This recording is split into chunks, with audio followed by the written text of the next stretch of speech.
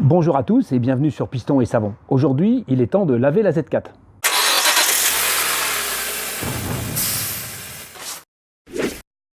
Normalement, on n'utilise pas la Z4 sous la pluie. Mais là, nous avions une sortie avec le Z3 Z4 Club et donc nous avons été en Espagne et il a fait tous les temps. On a eu de la pluie, du soleil, de la neige, du grésil et donc la voiture est dans un état, je ne l'ai jamais vu comme ça. C'est vraiment incroyable, ça va être long à laver. J'ai choisi une journée pas trop ensoleillée parce qu'il va falloir du temps pour laver cette Z4. On va prendre une méthode un peu différente de d'habitude pour laver ça en profondeur parce que, comme vous le voyez, il y a vraiment du travail à faire. Je vais commencer par les jantes qui sont vraiment très sales et qui en ont énormément besoin.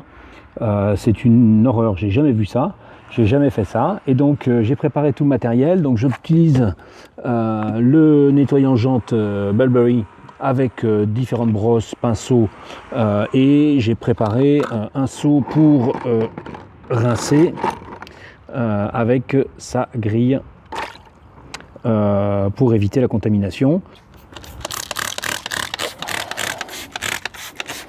Alors la dilution, ça permet de mieux mouiller, je trouve que c'est une bonne idée. C'est une idée de vos commentaires que je suis, bien sûr, avec beaucoup d'attention, puisque vos expériences sont toujours bonnes à prendre. Donc en fait, il y a très peu de produits.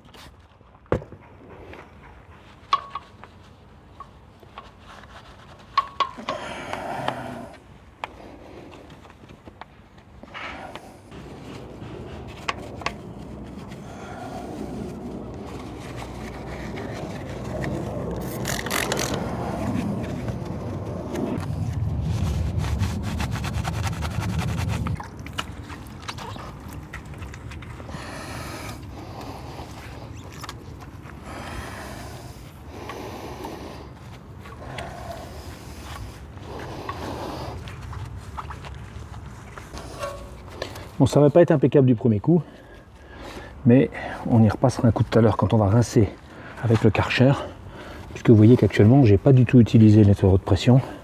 C'est quelque chose qui viendra après.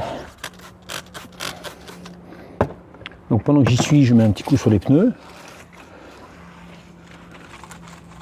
Juste le flanc, bien sûr, hein, qui va être dressé après avec un produit spécial qui va faire briller. Donc là, il faut juste le décrasser un peu. Donc voilà le résultat. Donc bien sûr, on va procéder pareil pour les 4 jantes et je vais vous épargner la vidéo des autres. Donc on va profiter du fait qu'on a le produit et le matériel pour les jantes pour donner un coup aux échappements qui se nettoient en fait juste quand on nettoie rapidement avec le même produit. Vous voyez qu'ils ne sont pas très sales puisque je les nettoie assez souvent. Hein, j'ai fait une vidéo sur comment bien nettoyer ces échappements. Là, on est juste à mettre un petit coup. Et vous voyez, ça suffit. On fera l'extérieur, bien sûr, tout à l'heure. Là, on est juste en train de rincer un peu l'intérieur.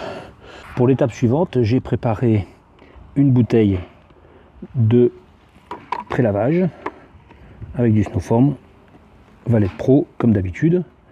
Et contrairement à ce que je fais d'habitude, je vais l'appliquer à sec sur la voiture.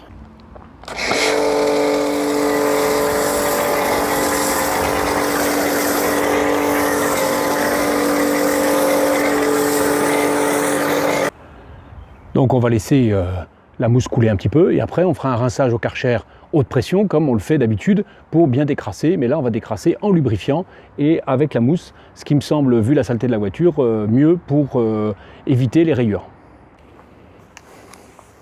Alors il faut insister un peu sur le rinçage haute pression pour bien décoller toute la crasse. Je rappelle qu'on ne passe pas la capote au nettoyeur haute pression. Hein. Alors pour le lavage, j'ai préparé mes 2 seaux, mais j'ai aussi préparé une deuxième bouteille qui va avec la lance à mousse, dans laquelle j'ai mis du savon bien sûr, et aussi de la mousse de pré-lavage pour avoir un effet moussant qui soit plus lubrifiant, de manière à avoir un effet de base lubrifiante plus importante et de parier la voiture avec la saleté. Donc je vais pulvériser ça et après je laverai classiquement avec du shampoing dans le seau.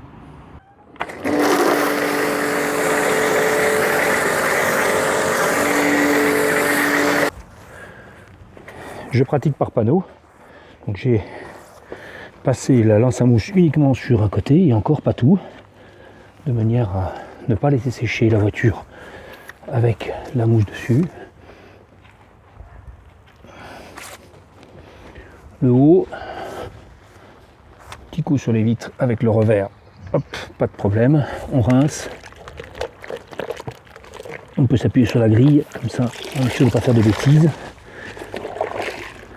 Et on peut faire le bas.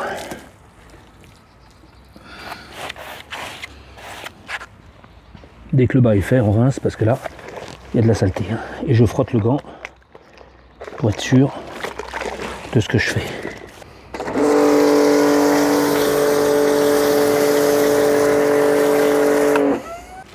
Je repasse là où je suis déjà passé, sur la partie basse, en sachant que c'est déjà normalement propre, mais il faut s'assurer d'avoir bien fait ça. Je rince avant que ça sèche, je fais l'autre côté après. Pour le séchage, il faut procéder rapidement avec une microfibre gaufrée, de manière à ne pas laisser sécher l'eau directement sur la carrosserie. Bon, moi avec les vidéos, je perds du temps, donc c'est un peu plus compliqué.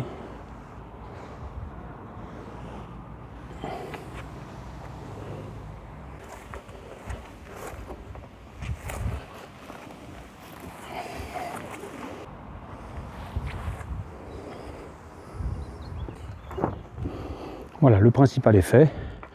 Bien entendu, c'est pas encore propre, notamment sur la face avant, il faut décontaminer. Ça c'est normal, il y a les bugs, les insectes, etc. On peut faire une pause et on revient après. Avant de rentrer la voiture pour finir l'extérieur de la carrosserie à l'ombre, l'important c'est de ne pas oublier les seuils de porte et le coffre. Pour ça, je prends un APC dilué, une microfibre, ça suffit, c'est pas la peine de mettre plus. C'est quand même pas non plus extrêmement sale, c'est surtout très poussiéreux vu ce qu'on a fait comme parcours. Et donc il ne faut pas oublier les seuils de porte et l'intérieur des portes. Pendant que j'y suis, je donne un coup au mécanisme de capote qui malheureusement sur cette voiture n'est pas protégé. Alors il y a un cache qui existe mais c'est introuvable. Si je pouvais en avoir un, ce serait bien, mais c'est absolument introuvable.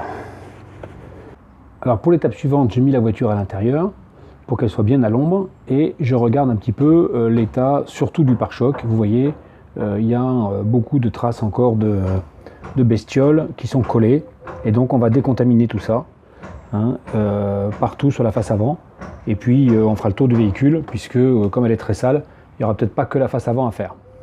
Donc une pâte de décontamination, un lubrifiant et bien sûr de l'huile de coude. Dans un commentaire assez humoristique, je le prends bien au second degré, n'ayez pas peur, on m'a demandé où est-ce qu'on trouvait l'huile de coude. Bon, effectivement, dans toutes les meilleures drogueries. Et puis, si vraiment vous êtes dans le coin, je suis à votre disposition.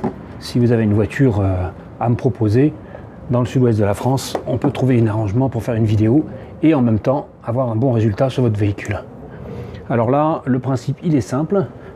Il faut juste s'armer de patience parce que c'est assez long.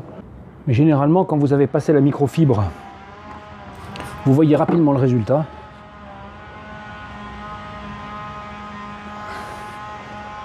Parce que vous avez une carrosserie qui est très lisse.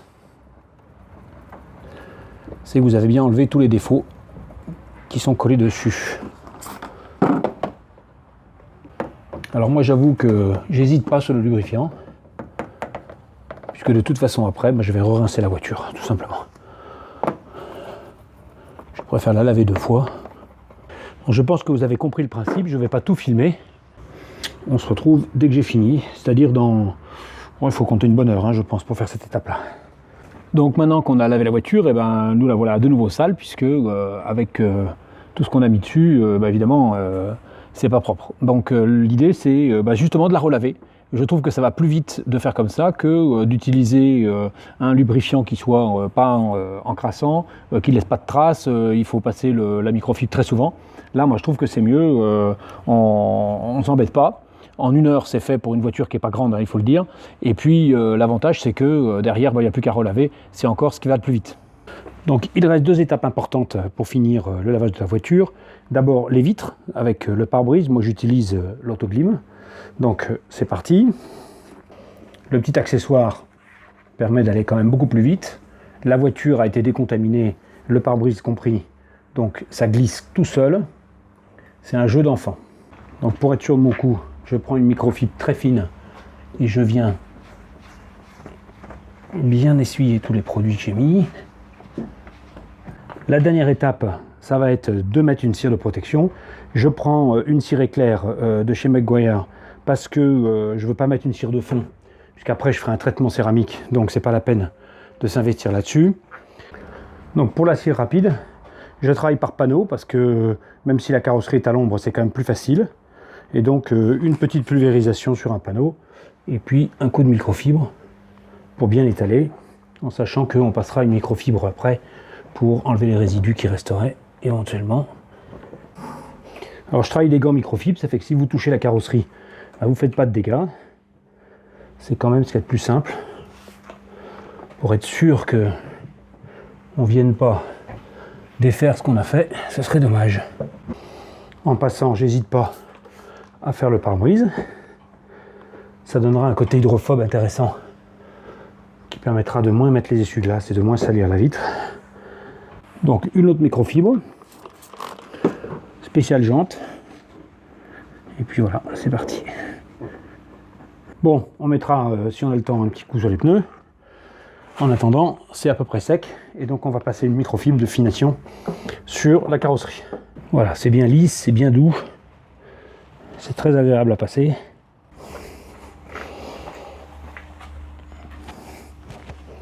Alors bien souvent, le lendemain, je trouve qu'il y a des traces et que j'ai pas fait mon boulot comme il faut. Donc je garde la microfibre de finition pas loin. Et puis j'y remets un petit coup quand je la vois sous un autre angle. Puis en plus, bon, ça fait quand même plusieurs heures que j'y suis. Donc il y a un moment où on en a un petit peu marre. Donc c'est bien de faire une pause. Et puis de reprendre et de revoir ça le lendemain. C'est juste un petit coup de finition. La cire, elle peut attendre à sécher, c'est pas un problème. Voilà. Donc je pense que le résultat est malgré tout correct. Et en tout cas, il y en avait bien besoin. J'ai chaud. Parce que malgré tout, c'est du boulot. Je vous remercie d'avoir suivi cet épisode de Piston et Savon. Et je vous dis à bientôt pour une nouvelle vidéo. Petit bonus, après avoir fini de laver la voiture, on est parti pour le week-end. Il a plu 3 gouttes et voilà le résultat. C'est une catastrophe, faut tout recommencer.